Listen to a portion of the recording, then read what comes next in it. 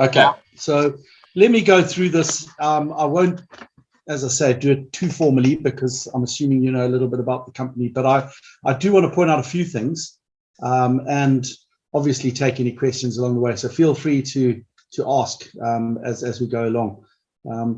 We are developing a sensational graphite project called Orange Cross based in Uganda. And I think it's fairly obvious to all who are involved that we are massively leveraged into the fast-growing electric vehicle market.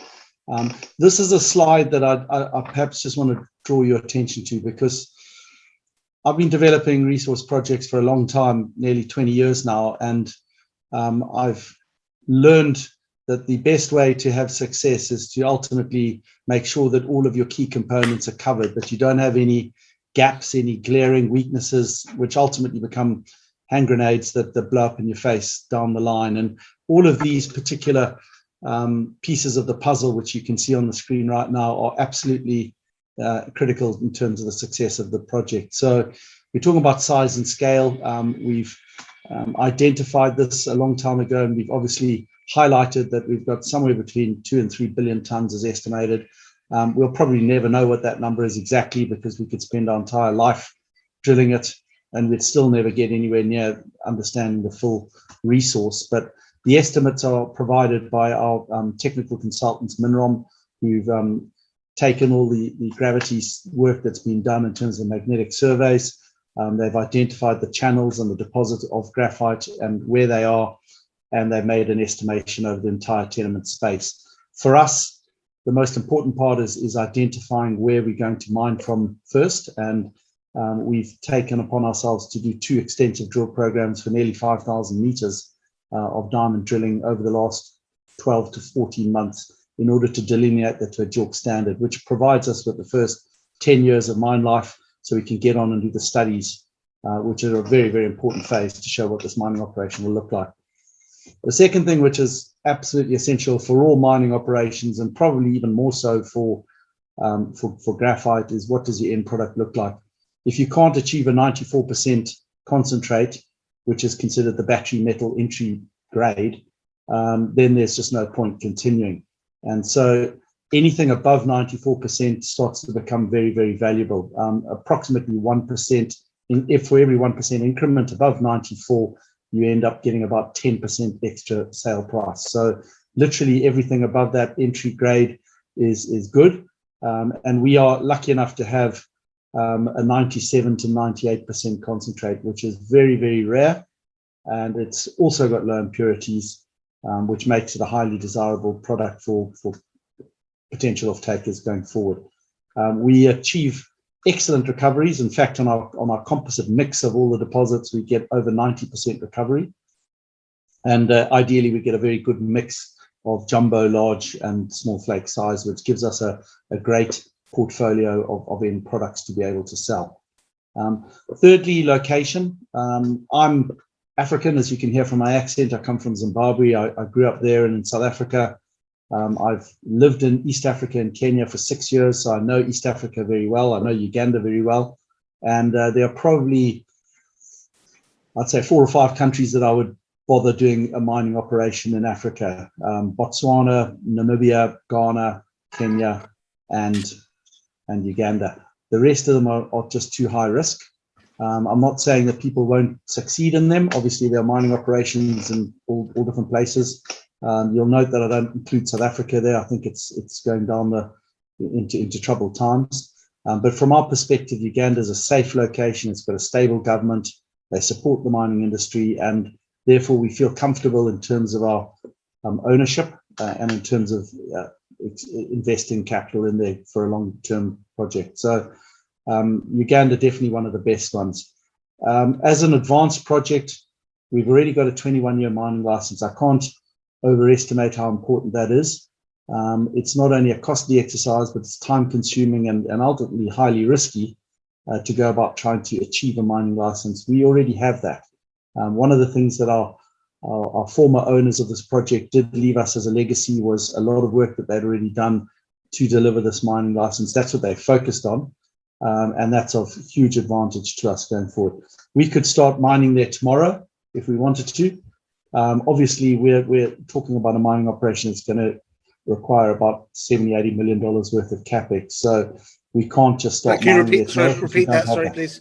So repeat 70 to 80 million US dollars of capex. That's the estimate that you'll see coming through in our PEA when we announce that quite shortly. And so we can't just go out there and get that access to that sort of capital without producing proper feasibility studies that investors can look at. They can obviously see the technical experts have signed off on it, that they are that we've done everything from end to end to ensure that capital that we're investing is obviously well looked after in terms of delivering a very profitable and long sustaining mining operation. But we have the license. And then the final piece of the puzzle is, where are you going to sell your product? What does it look like in terms of the market? If we're producing something like gold, it's a lot easier. It just goes into a central bullion, into a mint. If we're producing something like copper, it's a lot easier as well. With graphite, you're talking about spot sales into particular contracts. You've got to go and find the end users, or they come and find you, or both. And ultimately, we're very confident that the majority of our product is going to be going into lithium-ion batteries, into the anodes, and we're very confident that that battery metals market is going to grow quite substantially over the next decade and beyond, which means that having a project of this quality and this scale, delivering product into that market, bodes very well for the future. So those are the key points. Sorry, I've got to admit, David, I beg your pardon, I've got the rights to do that now. Apologies, David. There we go. We're just having a look at the Orem Cross project in terms of the presentation. So that's where we are. I won't go on too hard about ESG, but I think it's becoming very important at the moment. For us, the social aspect of that is very important, particularly to ensure that the community is not only supportive, but well looked after. We've paid just under $200,000 US at this stage to ensure the community agreement is well provided. We've put money into farming implementation and tools and equipment for them. We've got an educational fund up and running. So, and the environment will be very important for us as well. So, yeah, those are angles that we've got to look at, particularly as we grow and funds start looking at our project.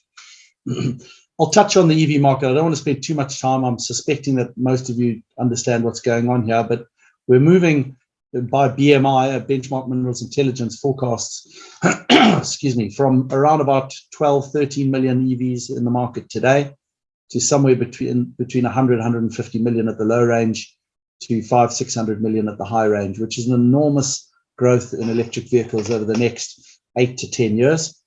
And as that happens, there are going to be obviously huge quantities of lithium-ion batteries required to power those vehicles. And graphite is a key component within the anode, within that Li-ion battery. And the battery market, as it grows, and I've got a couple of slides talking about the growth in that market here, will require a forecast, well, the forecast demand for graphite rising from about 1 million tons per annum up to somewhere between 4 to 6 million tons. And most of that growth is going to come from the batteries. So there is a huge amount, and whilst that may not seem like a huge tonnage or huge number, if one is used to looking at coal or iron ore or some of the big bulk materials in terms of mining operations, from a graphite perspective, most graphite projects are sub 50,000 tons per annum. So it takes a lot of new projects coming online to fulfill several million tons of additional demand going forward. This is what Benchmark Minerals Intelligence are suggesting the forecast demand supply will look like for graphite over the next decade or over the next 2 decades. The green line shows where demand is going, driven mainly by the battery market. And along the bottom is their forecast possible, probable, existing, and everything else they can see in terms of supply. And as you can see, around about 2025, the gap starts to emerge and it starts to get wider and wider. And everybody is forecasting that as that widens, there will be price spiking as a result of shortages. It will also mean that a lot of these mega factories and gigafactories that are requiring graphite as a source material are going to have to come hunting for source projects and source partners in order to do business. So it bodes well for us. We don't want to get complacent about it, but at the end of the day, that's a very strong curve in our favor going forward. In terms of the mega factories themselves, around 2 years ago, there were approximately 50 under the planning and implementation phase. Now there are nearly 250. And each of these represents a multi-million, billion project that is going to ultimately produce significant lithium-ion batteries. And as I said before, we are going to become one of the sources of high-quality product that can go into these mega factories going forward. So all of that bodes particularly well. What does that mean in terms of pricing? We are ultimately going to sell 4 different products. One will be a jumbo product, one will be a large, extra large, one will be medium, and one will be small. So we're going to have an amalgamation of these prices that you see here. I don't think when we put out the PA, you're going to see prices of this high. This is what forecasts are saying, but from a modeling perspective, in terms of financial modeling going forward, we want to be a lot more conservative than this.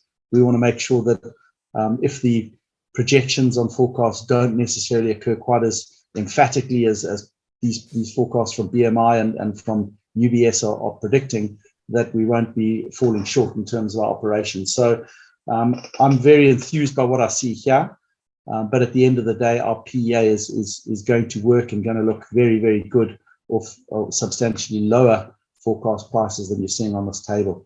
It means that our overall weighted average price is going to be somewhere between $1,000 to $1,500 US per ton, or probably more likely between $1,000 and $1,250 US dollars per ton. And if we can deliver the product to Mombasa Port for $400 per ton, that gives us a substantial margin.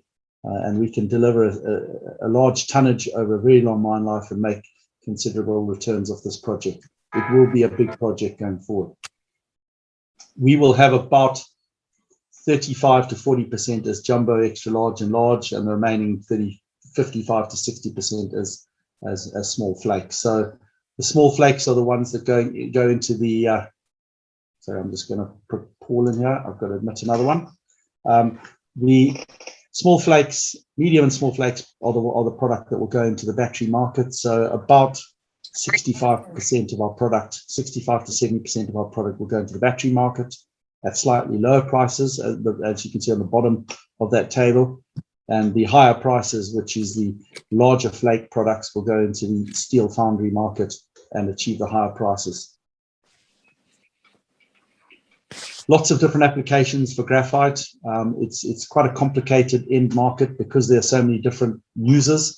Essentially for us, the heat properties or the high heat resistance of graphite allows it to be used as a liner for these steel foundries, which on the left-hand side is the jumbo and large flakes, and they typically are more rare as products and achieve better prices.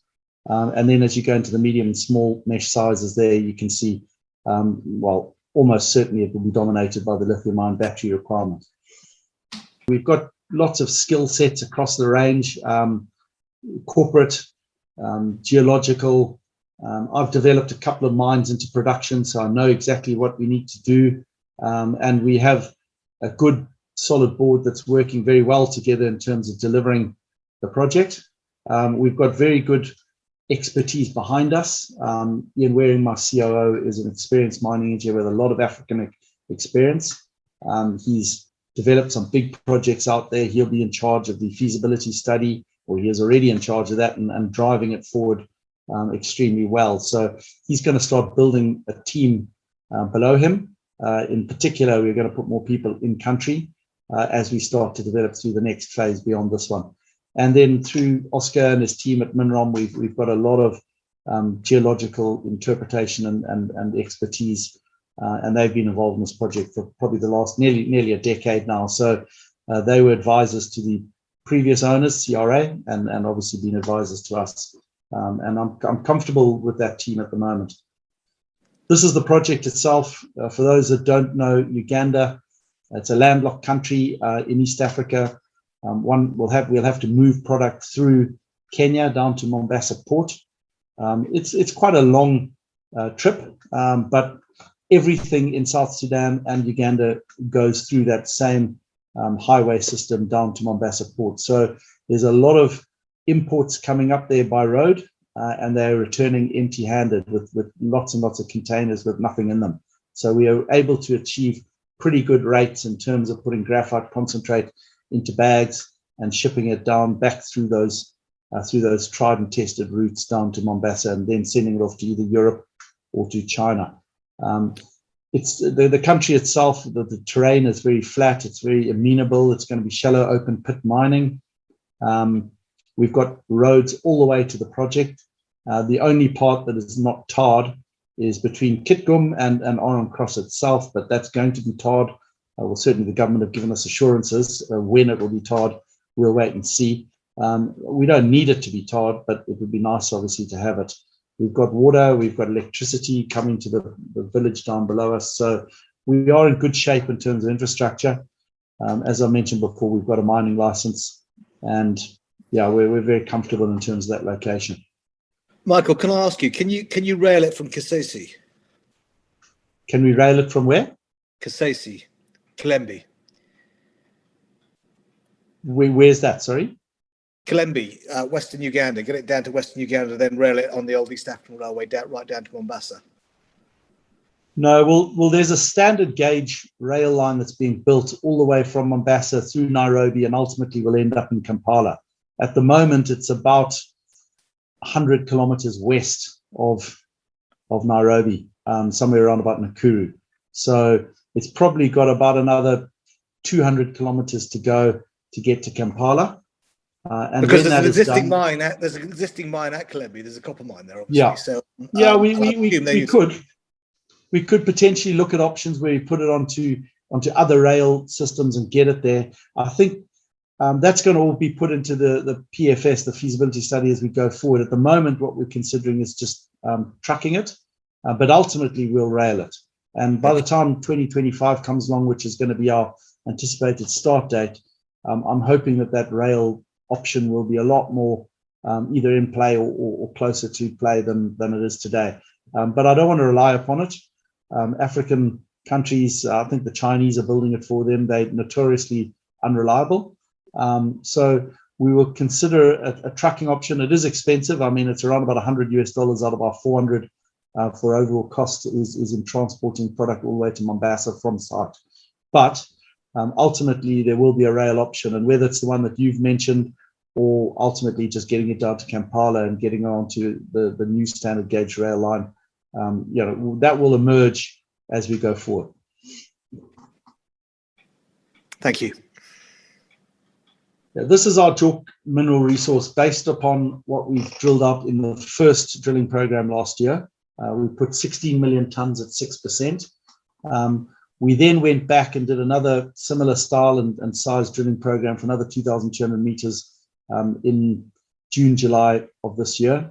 And that will basically add, in my opinion anyway, we haven't got the results yet, the assays are coming out to Australia as we speak. But I would believe that it's going to take us somewhere between 20 and 25 million tons of resource.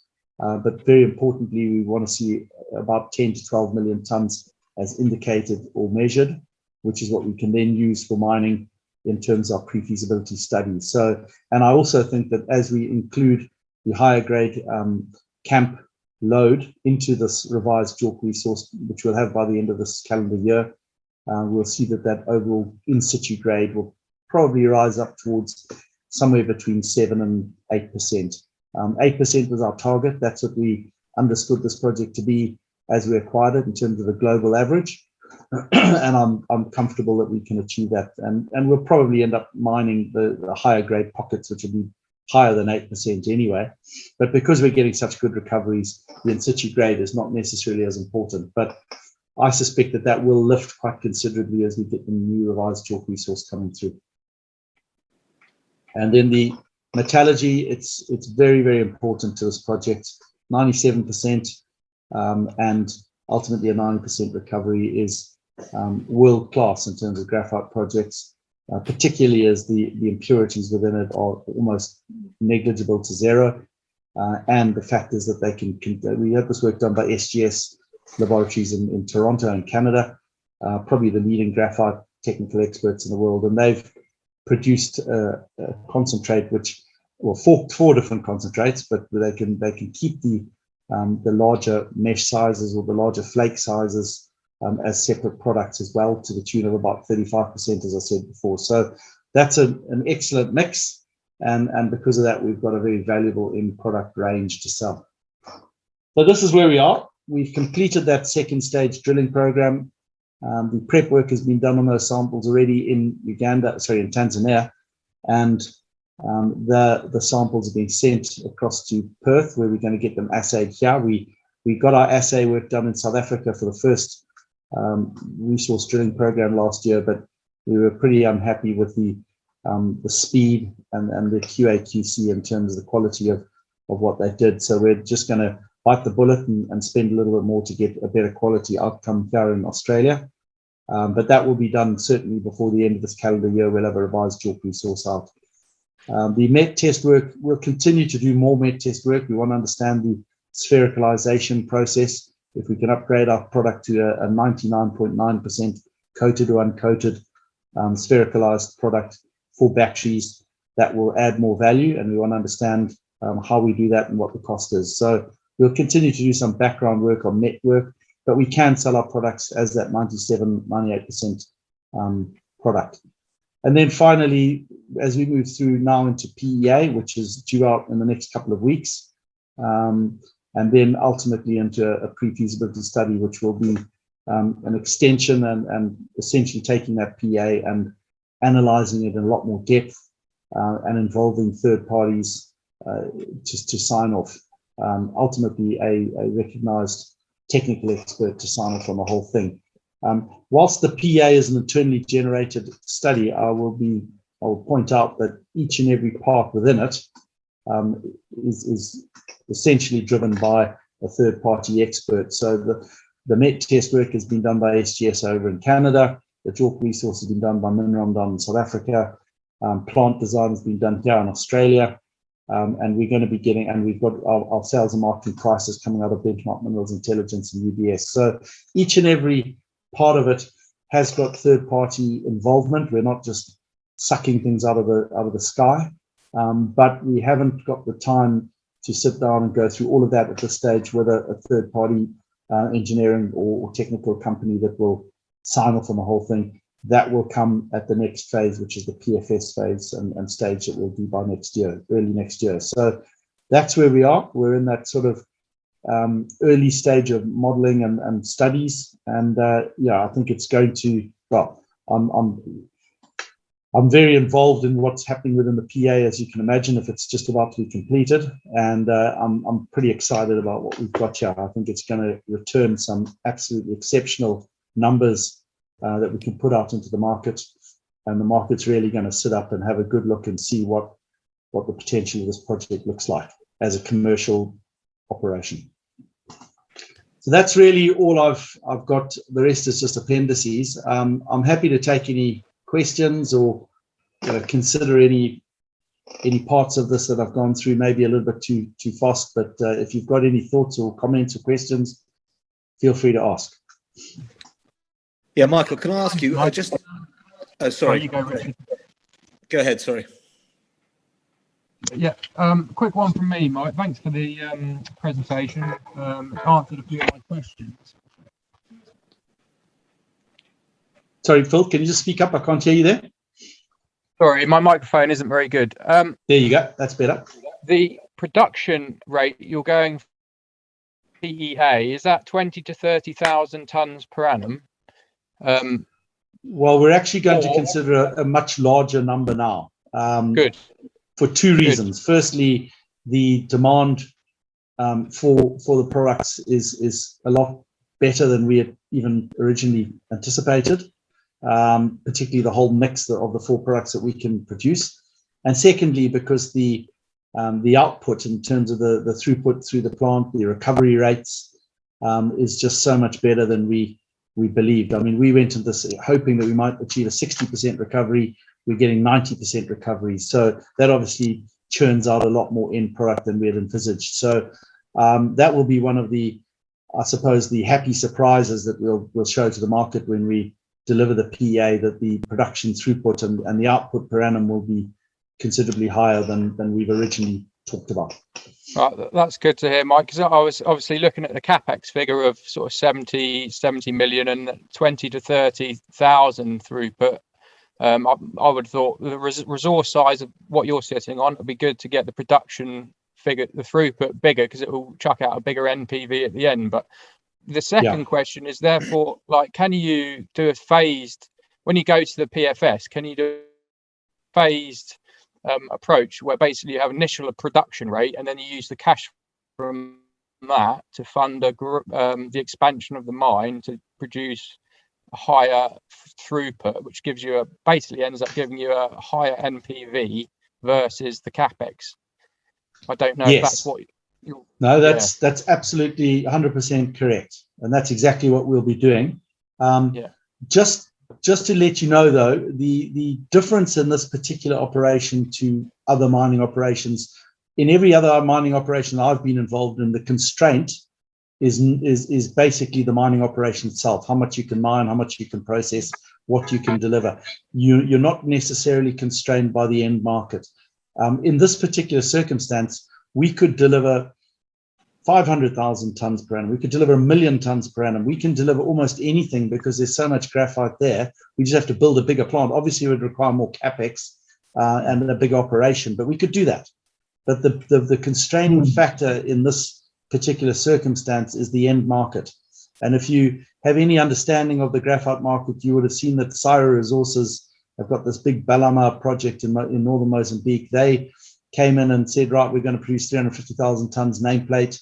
And they moved up to 150,000 very quickly, and they just threw too much end product into the market.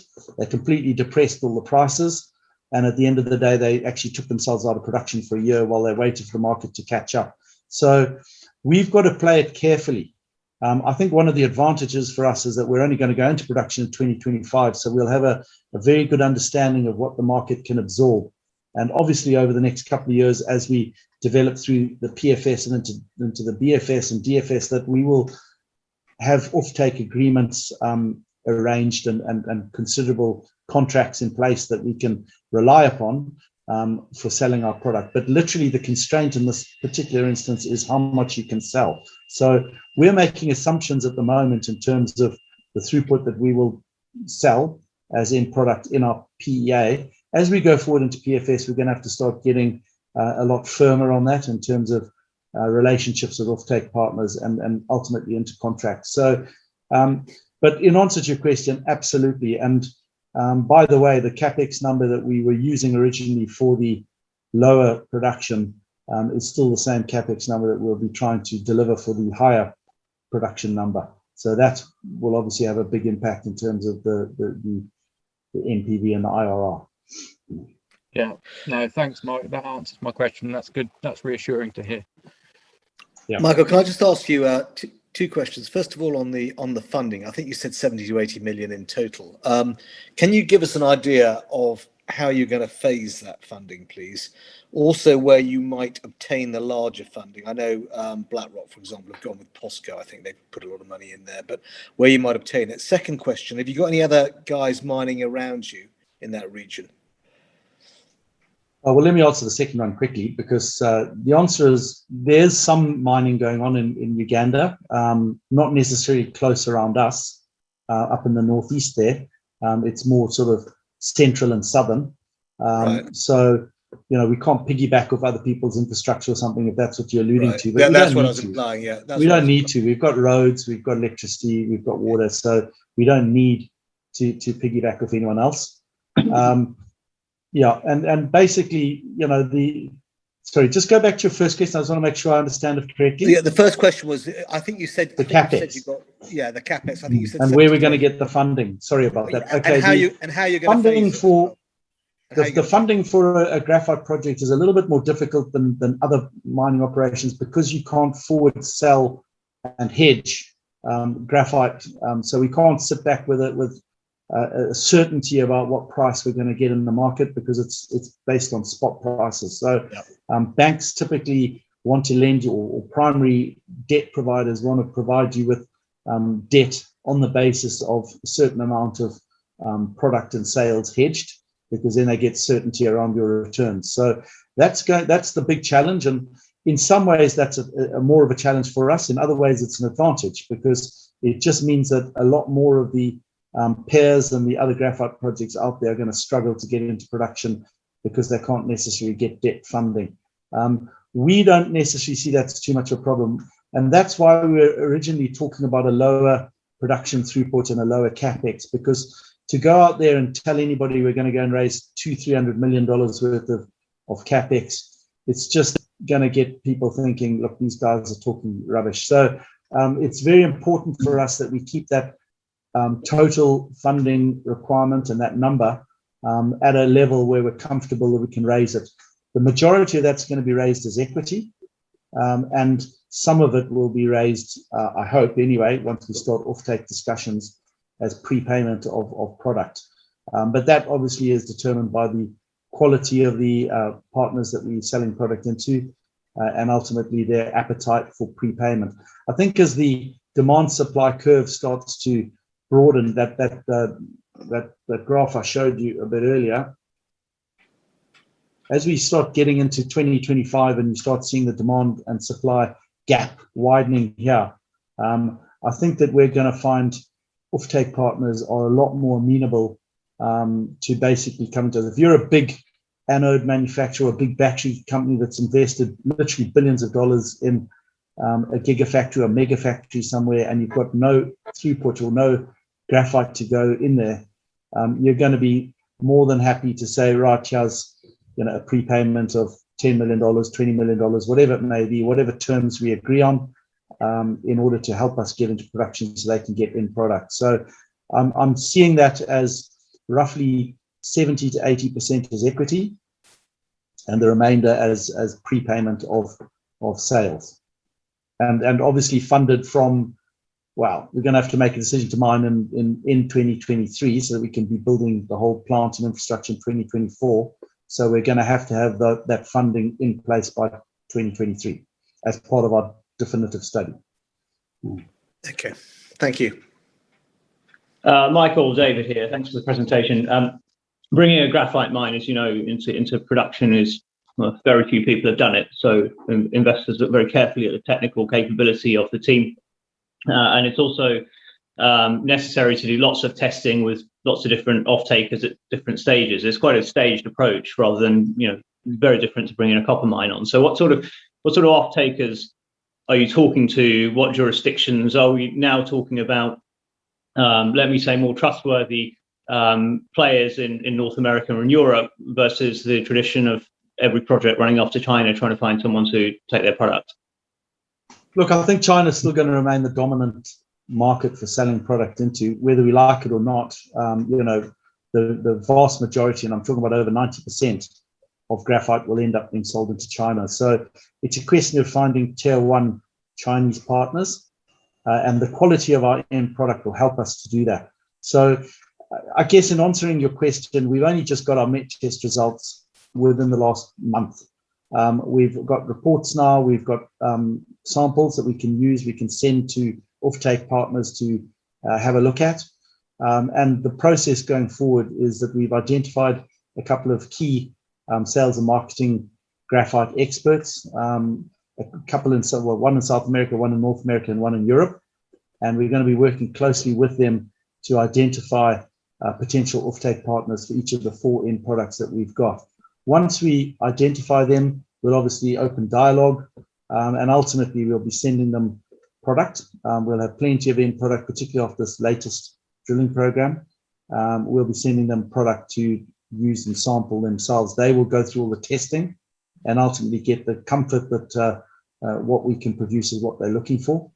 And then, we will have to phase it and scale it. So when we obviously bring the plant into production, we're not just going to be jumping into a much higher production level on day one. Of course, we'll be starting at in the first year, and then the second year, we'll be building up towards that nameplate production. And they'll be trialing and testing our product along the way, because you're absolutely right. It's consistency of end product. That's the absolute key in this game.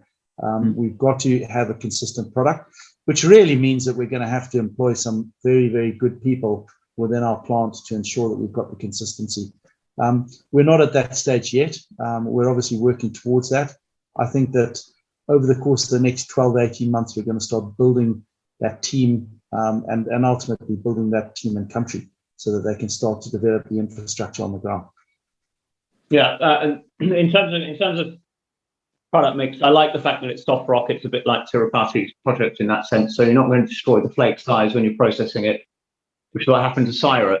So when I look at your mix, I'm a bit more confident you're going to get the higher value jumbo stuff, which goes into flame retardants and all that stuff. It's rarer, so you get the extra value. Problem is that your smaller fractions can be replicated quite easily by the likes of Syra, who could flood the market, because they're quite happy to ramp more graphite through and destroy their flake size, and that's appropriate for the electric vehicle industry. So as that price goes up, 24, 25, all of those rubbish projects will come online and they'll start hammering graphite. Well, you say all of those rubbish projects come on. If you have a look at that graph, which is on the screen now, and you have a look at what Benchmark Minerals have done, you look at all the different areas. They've taken probable, they've taken possible, they've taken synthetic, they've taken everything that they've got. And I've been working pretty closely with BMI over the last couple of weeks, and I've seen their spreadsheets. They've literally got hundreds of graphite projects that they've identified worldwide. They've put them into possibles, probables, various different levels of what they believe is likely in terms of where they'll actually get up and where they'll get into production. But if you take what's on the screen in front of you right now, that considers Syra not at their full 350,000 tons per annum level. It's actually considering them. BMI have got them at 500,000 per annum. So they are already estimating that these big players will be throwing a lot of graphite into the mix, but that still has a big gap emerging. And it's basically because none of us, and we're the same. I mean, I'm sitting here telling you that we're going to put a graphite project into production, but that's not going to happen for the next couple of years. 2025 is still 4 years away. And so you can't just turn the switch and suddenly a project comes online. You've got, as I mentioned before, additional challenges such that you can't get debt funding that easily. That's going to throw a lot of people out. You can't necessarily get any sort of funding for some of these high-risk locations that some of the people are anticipating taking into production. There are jihadists running around in northern Mozambique beheading people at the moment. Are you going to go and invest considerable capex and investment into projects in high-risk locations? A lot of these projects are not going to happen.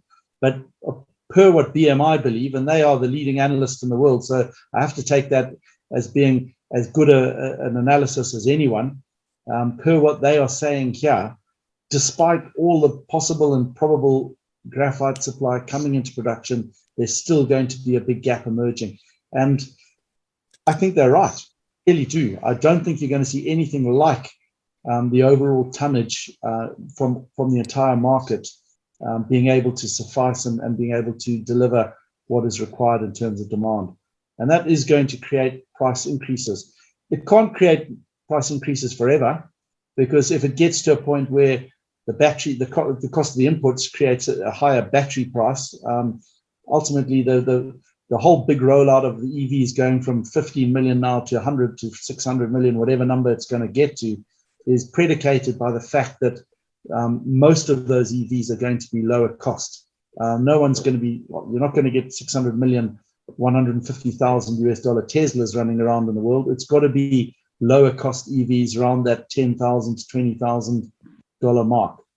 And that means that with about 50% of the cost of the vehicle being the battery, if the battery prices start to go crazy high because there's this demand supply imbalance, the price of the vehicle will just go up as well. So there will come a time where the market will just say, that's it.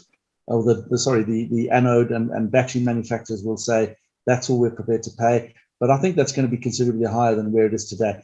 Roughly, it's about $700 US a ton for the small flakes. and that's going to batteries at a battery grade anyway. And they are talking about that getting towards $1,000 per ton, maybe a little higher, but it's not going to go to 2,000 or 3,000 because you've got this demand supply imbalance. It will have to stop at that point, and then they're going to have to just adjust. But that's why you've got such a big range of demand of where the EV numbers can go to, because there are a number of different factors at play, and one of them is going to be pricing of the inputs that go into those batteries. So yeah, it's going to be a changing landscape. I'm quite happy that we're not in production right now. I'm quite happy that we're watching it, but I'm excited by the fact that we're starting to see end users looking back at us, and we're already seeing that in the cathode side, where the end users are going and hunting lithium nickel producers. Tesla have signed up a number of nickel projects at this stage, and that's the vehicle manufacturer leapfrogging through the factories and ultimately securing critical supply chains. I absolutely believe that's going to happen in the anode space, and we'll see that, whether it's Tesla or anybody else, starting to evolve through the batteries and ultimately come backwards into securing supply, because if they don't, they're just not going to be able to deliver the vehicles that they say they will. So there's interest, and it's evolving, but there's a long way for this to run, and we've obviously got to watch and see where it goes. Thank you. Look, I've got a couple of quick questions. I don't want to dominate all the Q&A, but what's the market missing in terms of your PEA? And if I look at that chart here, and you're saying it includes all of the other stuff, China, for example, maybe not at their full wish list nameplate, but that chart to me looks like there's a crunch coming up in terms of supply. So why isn't the market more fired up about your project and projects in general? Because you would expect a lot of juniors to be coming to the market right now, in the same way uranium's getting quite hot. What's the market miss? Your valuation's quite low. I guess it's people are looking at it from where the warrants are and what have you. No, I don't think. I think that's another part altogether. I think if you look at this graph here, you'll see on 2021 there's still demand is meeting supply, or supply is meeting demand. So there's not this this deficit issue occurring right now, and so obviously the market prices are not necessarily so high. So there isn't quite the same sort of pizzazz and wow factor that we're expecting from 2025 onwards. That's part of it. In terms of our own particular project in the market, we just haven't had the means to go out there and sell what we've got. It's one thing saying, right, we're going to go and put a JORC resource on it, and we go and drill for 12 months and we put 10, 20, 25 million tons of JORC resource. Well, if the market is already anticipating we've got 2.5 billion tons, 20, 25 million tons of JORC standard resource doesn't really get them that excited. But it's absolutely necessary. You cannot just say you're going to go and create a mine that's going to deliver 50, 60,000 tons per annum of end product, and you haven't worked out where you're going to mine it from and got the drilling done there to understand that it is going to be in that particular space. Obviously, do your mine planning, get your samples, then get the met test work done on those samples to understand the end product that's going to emerge from that. That work has to be done, and that's probably what I'd call, I don't know, we acquired this project and had some really good stuff with it, including the mining license, but what they hadn't done was drill it out to the standard, or to any standard. So we had to almost take 2 steps backwards to catch up, and that's what we've been doing so far. We've done it as quickly as one can under the circumstances. We obviously had a bit of COVID floating around, but we've now, in a sense, caught up. And we've got to that point where we know what we've got. Well, we haven't quite caught up because we've got our second drilling to get us an updated resource with indicated and measured coming. But by the end of this calendar year, we would have caught up. And now we can go out to the market, as you will see in the next couple of weeks when we put out an RNS, and we can shake the tree. We can say, this is what we've got. It's not about 2 to 3 billion tons. It's about, putting 1 million tons of ore through this plant and getting 50, 60,000 tons out at a high quality concentrate that's going to deliver the following prices, and ultimately at low operating costs is going to deliver the following profit, EBITDA, net cash, whichever way you want to look at it, ultimately NPV and IRR. That's what we've finally got. And it's taken us a little bit of time to obviously catch up and get to that point where we've got that stuff to give the market. But I can tell you, when the market sees what we've got to deliver in terms of mining operation, I'll be surprised if we're still sitting at this price, because it's a huge operation. It's a huge potential profitable operation. Obviously, the risk then is, the market wants to see that you can deliver on it. It becomes as much not just the mine and the operation as the people and the funding. So there remain challenges out there. And we're going to beef up our team, both board and management, in order to add skill sets to deliver that. We're already doing that in terms of the marketing consultants coming on board to help us. We'll be getting various people on the ground to help deliver there too. So, look, the answer to your question is, as we progress along the curve in terms of getting closer to actually producing, the risks, we can show the market what we've got, and then the risks of us actually achieving that diminish, and the market can get a lot more excited about what we can get up there and do. The Turo parties of this world, it's in production.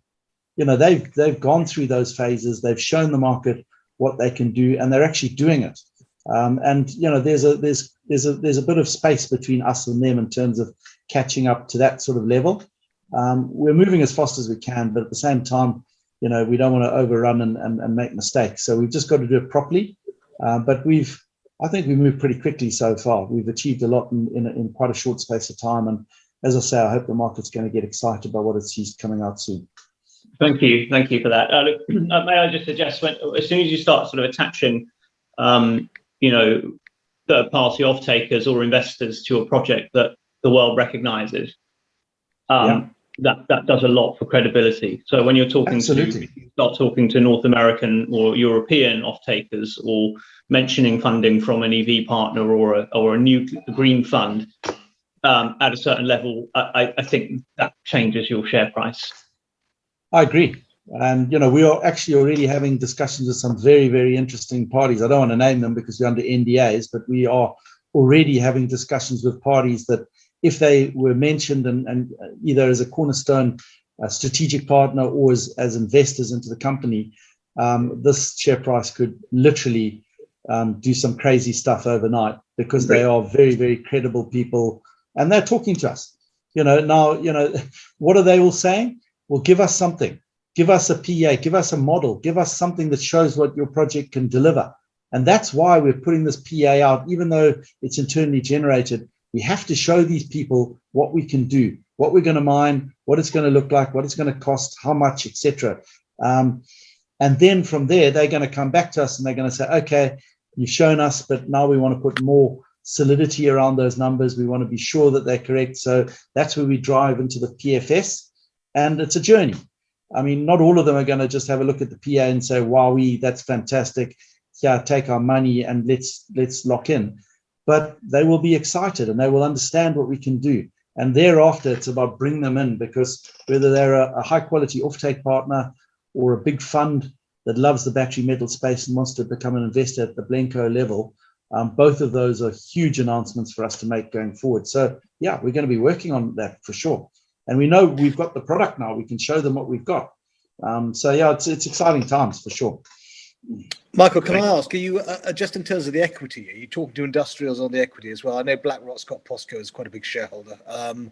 Are you talking to industrials on equity as well, as just off takes? No, we're not. We will talk to them on equity going forward. At this stage, we're not. Okay. Then the reason is that I haven't identified who they are yet. Yeah, okay. Yeah, okay. I think the stages will be, we now know what our offtake product will look like. We're going to identify who the parties are that we should speak to. We'll start talking to them. And that will happen probably over the next 0 to 12 months.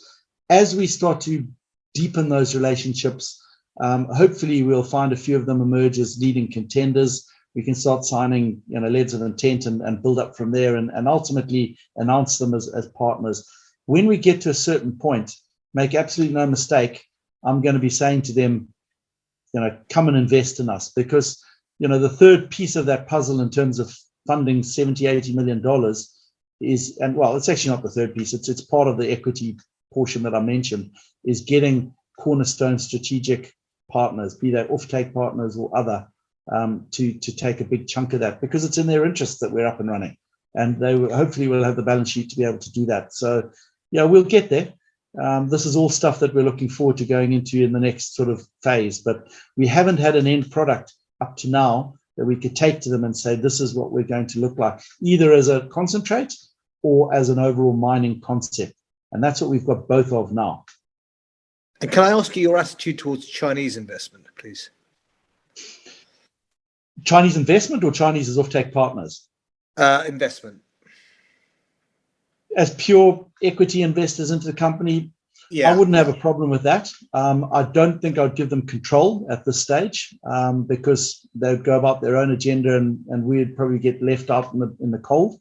But if Chinese partners wanted to come on board in a smaller sense of touch and feel, and look, we're not out there looking for big quantities of money at this stage anyway, so they're not going to come in and take any controlling stakes. But Chinese are difficult, make no mistake. They're difficult to work with. You've got to find the right partners to bring you to them and people that you can trust.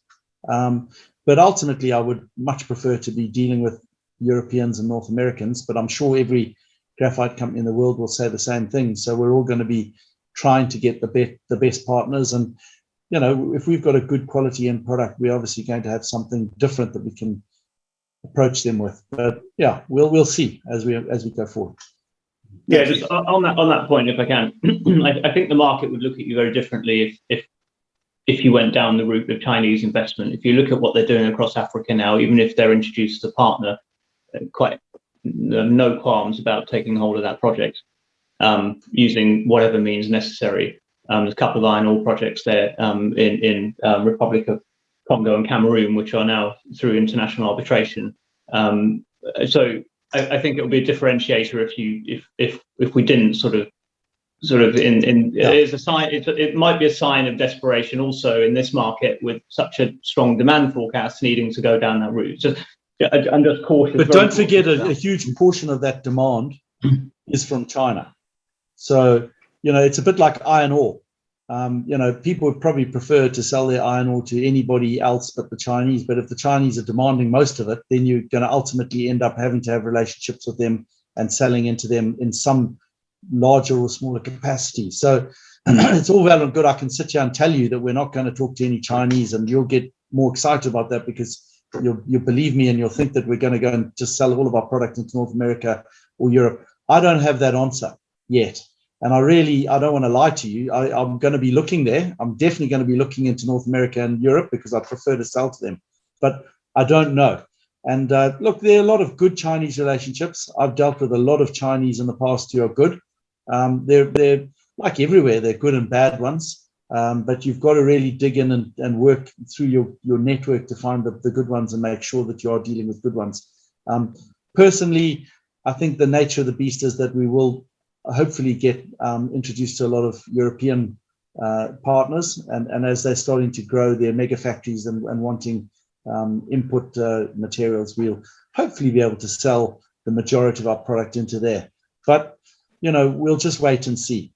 I understand what you're saying, that the Chinese can be fickle, they can be manipulative, but yeah, we've just got to wait and see where that one goes, because I don't have the answer for you. I haven't got a crystal ball, and we're going to be looking at all different partners and seeing who are the best. And maybe there'll be some good Chinese ones emerging out of that pack. I just don't know.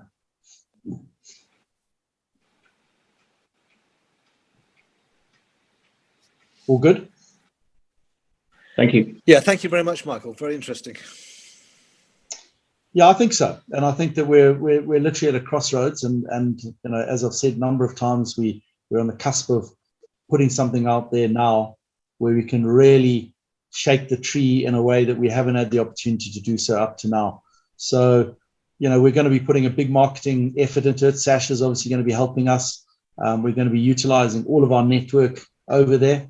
Unfortunately, I'm locked away in this jail called Western Australia at the moment, but I'm hoping that by the beginning of the next calendar year, we'll be allowed to travel. And if the ability to come and talk to people face to face is there, I will definitely be over there and talking to people. But for now, we'll be doing what we're doing now, and that's talking to people on a screen and just getting that message out there in every way, shape, or form we can, because we have got something pretty special here.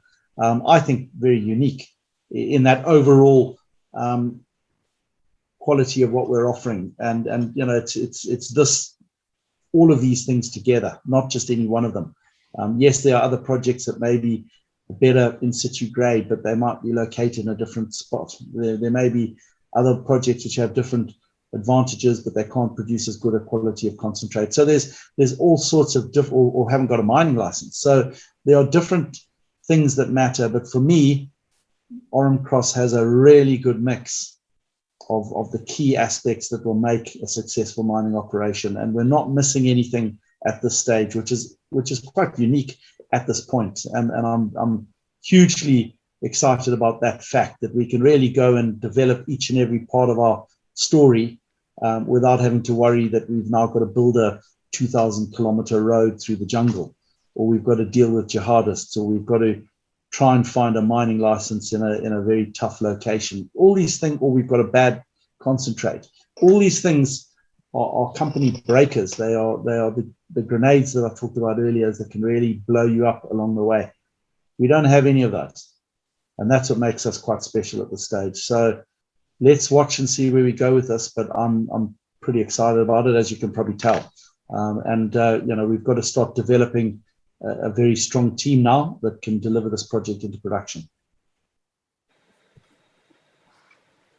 All good. Thank you very much, Michael. Sasha, thanks for organising. Welcome. All right, guys, if you don't have any more questions, I'll certainly stop sharing the presentation. Mike, I've got a quick question. Did we put that slide in on the upcoming milestones onto the presentation or not? I can't remember. We discussed it. You and I are looking at the new presentation that's going to come out after the PA is announced. So we've got it in there. Okay. We haven't necessarily got it in this one. This is probably, as we're a week or two away from putting that PA out to the market, we are, I guess, using, what is fast becoming an outdated presentation for that reason. We'll put that out there quite shortly.